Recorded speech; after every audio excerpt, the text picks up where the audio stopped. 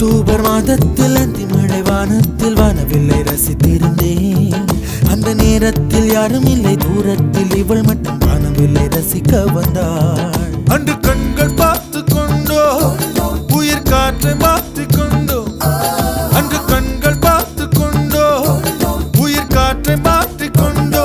ரசனை என்னும் ஒரு புள்ளியில் இரு இதயம் இணைய கண்டோ. ரசனை என்னும் ஒரு புள்ளியில் இரு இதயம் இணைய கண்டோ. நானும் அவளும் இணைகையில் நிலா அன்று பால் மழை பொழிந்தது தனியே தனந்தனி.